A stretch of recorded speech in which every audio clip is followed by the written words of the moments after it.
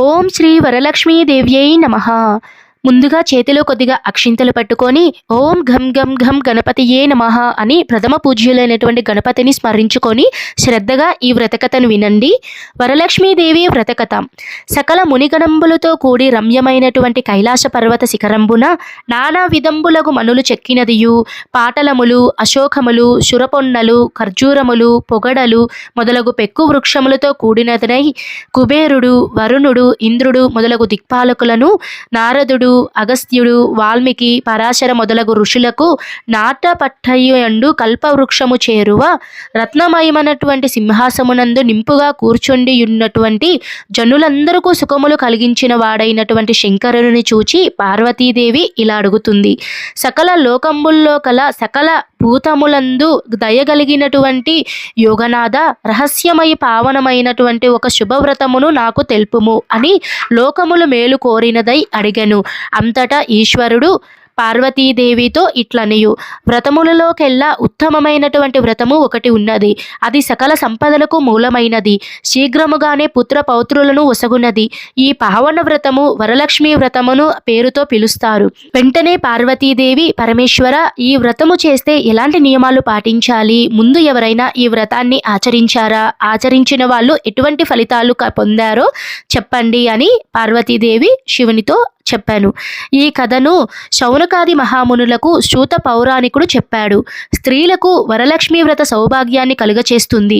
ఈ శుభకరమైన వ్రతాన్ని శ్రావణ శుక్ల పూర్ణిమకు ముందు వచ్చే శుక్రవారం రోజున చేయాలి అని పార్వతీదేవికి పరమేశ్వరుడు చెప్పాడు.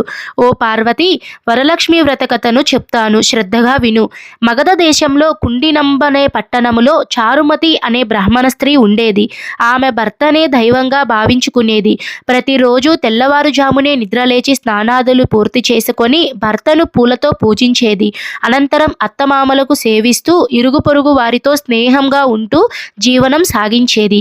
చారుమతికి ఒకరోజు కలలో వరలక్ష్మీదేవి కనిపించి, నేనమ్మా వరలక్ష్మీదేవిని, నీ భక్తికి ప్రసన్నురాలై ప్రత్యక్షమయ్యాను.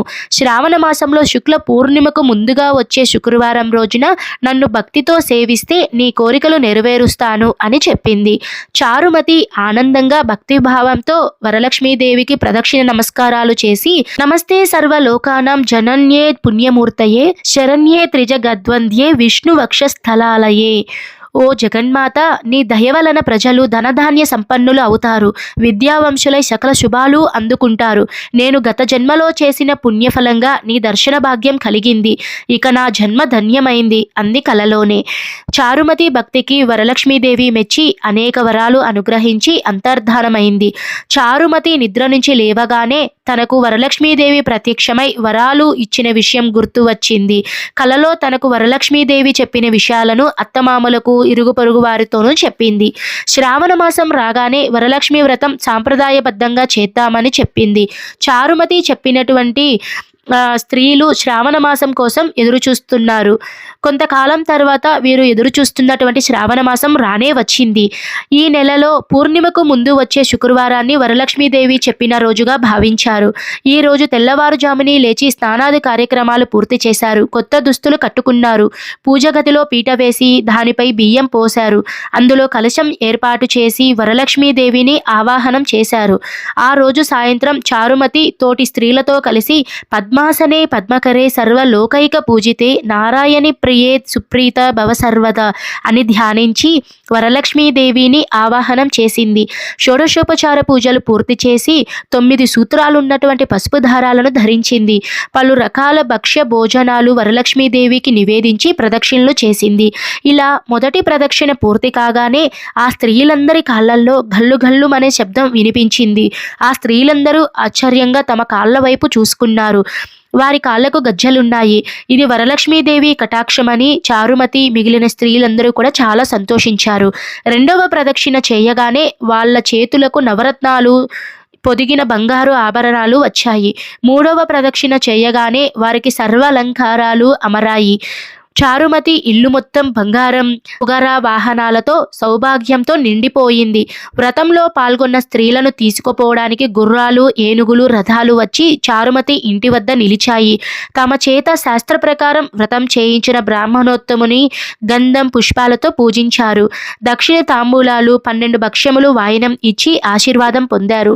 వరలక్ష్మీదేవి నివేదన చేసి భక్ష్య భోజ్యాలను బంధువులతో కలిసి భుజించాక వాహనాలలో స్త్రీలు తమ తమ ఇళ్లకు వెళ్ళిపోయారు. ఆ రోజు నుంచి చారుమతితో పాటు పలువురు స్త్రీలు ప్రతి సంవత్సరం కూడా వరలక్ష్మీదేవిని పూజిస్తూ సకల సంపదలతో సుఖంగా ఉన్నారు. ఈ వ్రతం చేసిన వారికి సర్వ సంపదలు కలుగుతాయి. ఈ వ్రతాన్ని అన్ని కులాల వారు చేయవచ్చు. ఈ కథను విన్నవారికి, చదివిన వారికి వరలక్ష్మీదేవి అనుగ్రహం లభించి సకల శుభాలు కలుగుతాయి. ఇది సౌభాగ్యదాయకం. సర్వ రోగాలు, సకల రుణాలు హరించి సర్వత్రా రక్ష చేకూరుతుంది అని పార్వతీదేవికి చెప్పాడు శివుడు. ఈ కథ అనంతరం ఇంతటితో కథ అనేది సంపూర్ణమైందండి. ఈ కథ అనంతరం మీ చేతిలో ఉన్నటువంటి అక్షింతలు తీసుకొని ఆ వరలక్ష్మీదేవి పాదాల వద్ద వేసుకొని నమస్కారం చేసుకొని మంగళహారతి నీరాజనం అనేది ఇవ్వాలి. మొత్తం పూజ అంతా అయిన తర్వాత ఆ అక్షింతలు మీ శిరస్సు పైన వేసుకోవాలండి. ఇదండి వ్రత కథ. మరో మంచి వీడియోతో మీ ముందైతే ఉంటాను. సర్వే జనః సుఖినో భవంతు. స్వస్తి.